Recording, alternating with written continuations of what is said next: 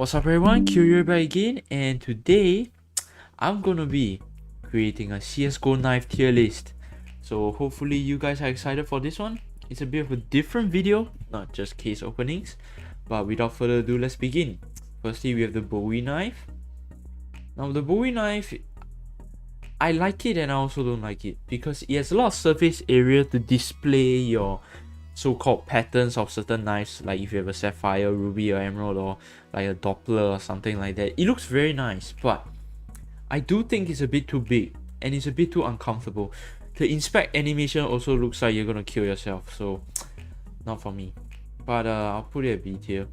Now the butterfly, the most expensive knife in CSGO, but it's not my favorite, but it is very good. I owned the butterfly knife for quite a while. Yeah, I sold it for cash, but definitely not one of my favorites. But it is up there. Next we have the classic knife. Never owned the classic knife, but I do love the idle animation. The idle animation is sick. And I give it a pretty high B tier. Falchion. Now I do like the balancing thing you can do with the Falchion knife. The inspect animation is awesome. But the knife itself is not very good, so I'll give it like a high C. Now flip knife. Now I don't really like the flip knife, but I do like how they actually present the pattern in terms of like the surface area. I do believe that looks great. It's just how they designed the knife was pretty terrible. So I'm giving this a C, but not better than the Falchion, that's for sure. And now we have the gut knife. Guys, we all know the only good thing about the gut knife is the pull-out animation. It's like a flip. The Huntsman, okay, the Huntsman is actually decent. I'm putting it in B tier, but it's a standard. Like, not much needs to be said. Doesn't have anything special. The inspect animation is left, right, but the actual knife design itself isn't too bad. Now we have the N9. I do like it, but it's not as good as the butterfly. And of course, I'm just gonna call this the simple knife, the Nomad Knife. It is cool, but I do believe it is overhyped because of simple.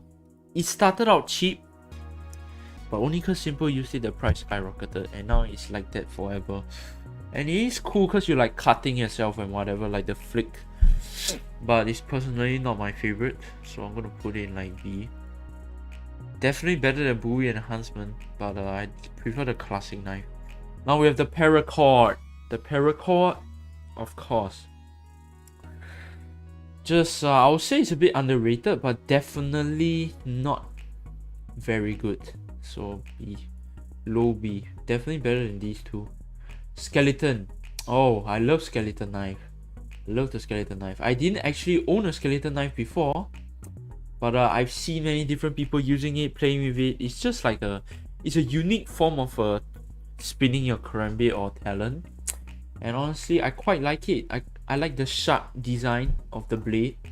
I think it looks cool, it's compact, and when you have certain skin designs it looks great. So I do think it definitely deserves to be where it's at.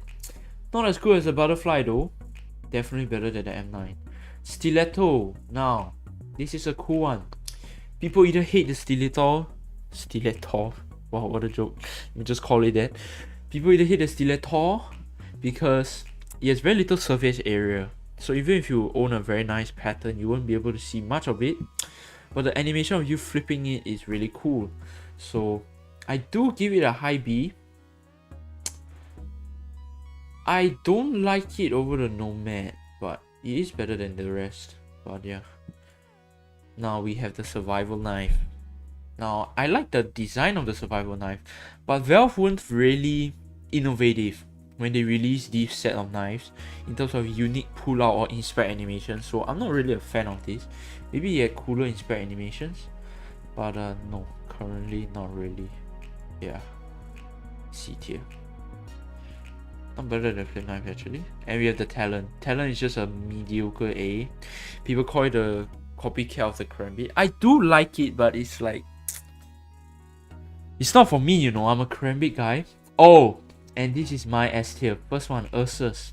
A lot of people They don't know me, but I love the Ursus knife. It's my favorite. I don't own an Ursus currently, but I love the Ursus knife. I'll definitely pick up one when I want to.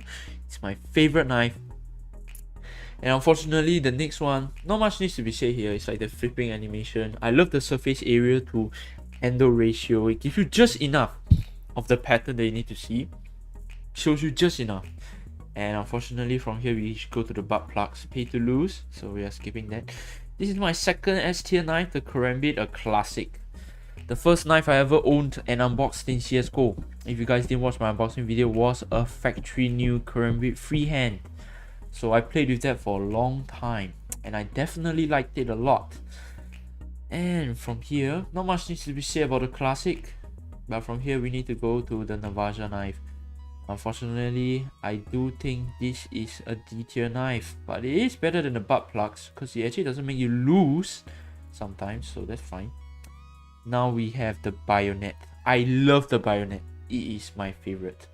So I won't put it in S tier, but it's definitely the highest in A for me. And the biggest reason is beautiful pull-out animation, and I really like the slim design. It's a bit like a Ursus. It's just that the Ursus, in my opinion, has the perfect ratio. I do feel the bayonet is a bit too long, but that's exactly where the Ursus is here for me. So this is my tier list, you guys. So thank you guys so much for the video, and I'll see you guys in the next video. Peace.